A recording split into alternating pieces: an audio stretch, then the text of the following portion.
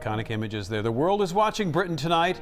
A country in mourning. Queen Elizabeth II, the longest reigning monarch in British history, died earlier today. This is a live look outside Buckingham Palace there, where she reigned for more than 70 years. The Queen spent her final moments at Balmoral Castle in Scotland, which she often said was her favorite place to be. Just 2 days before that, Queen Elizabeth made her final public appearance, appointing Liz Truss as the UK's new Prime Minister. Truss traveled to Balmoral Castle for the meeting, and she spoke today saying that Queen Elizabeth was loved and admired by the people in the UK and all around the world. In the difficult days ahead, we will come together with our friends across the United Kingdom, the Commonwealth and the world to celebrate her extraordinary lifetime of service. It is a day of great loss, but Queen Elizabeth II leaves a great legacy. She did indeed. Queen Elizabeth experienced a lot and actually saw a lot of changes in her 96 years. Yeah, we have team coverage tonight, starting with a look back on the monarch's life and legacy. Queen Elizabeth II was born into the royal Windsor family on April 21, 1926. At birth, as the oldest daughter of the Duke and Duchess of York and niece to the King, no one expected that Elizabeth Alexandra Mary would one day be the longest-serving and one of the most respected rulers of Great Britain. In 1945, at age 18, the young princess trained as a driver and mechanic in the Women's Auxiliary Service. Like thousands of others, she also had a sweetheart in the forces, her third cousin, Prince Philip of Greece. They were engaged to be married shortly after the princess's 21st birthday. But in 1952, while in Kenya with Prince Philip, Elizabeth learned the tragic news that her father, the king, had died, and in an instant, the 25-year-old became the Queen of England. Elizabeth was to rule in a new era. Her coronation, in all its pageantry, was the first to be broadcast on television, as millions around the world watched the transformation as it happened. With the 1990s came turbulent times for the royal family, as the marriages of 3 of the Queen's children fell apart. Then in 1997, Diana, Princess of Wales, and mother to the princes William and Harry, was killed in a car crash in France. At the time, the Queen was criticized for her reserved response and persuaded to make an unprecedented live broadcast. But as she had so many times before, the Queen persevered. From an early age, Queen Elizabeth was one of the most recognized royals and recognized women in the world.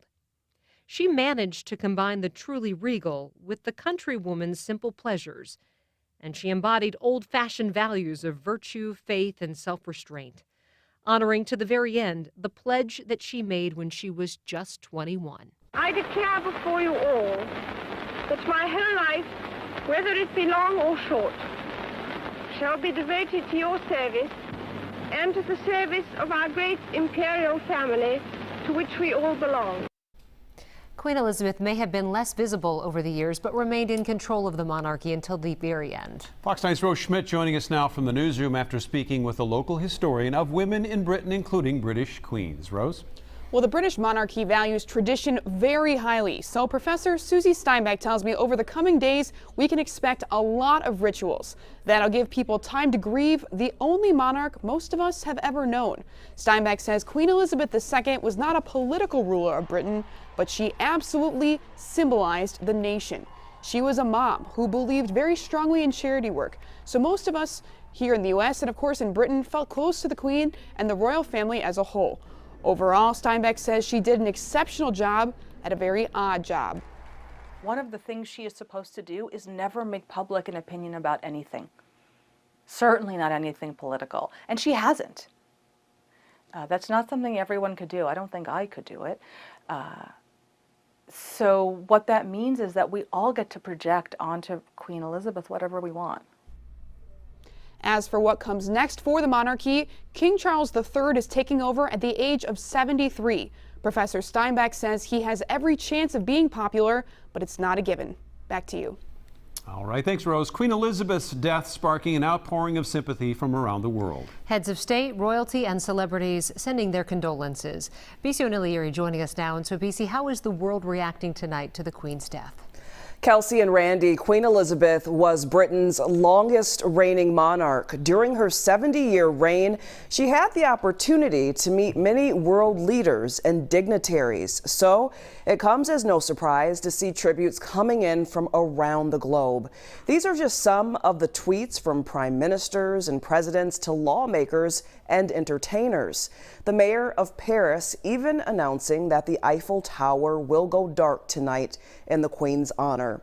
President Biden releasing a statement this afternoon saying in part, Queen Elizabeth II was a stateswoman of unmatched dignity and constancy who depended on the bedrock alliance between the United Kingdom and the United States. Her legacy will loom large in the pages of British history and in the story of our world.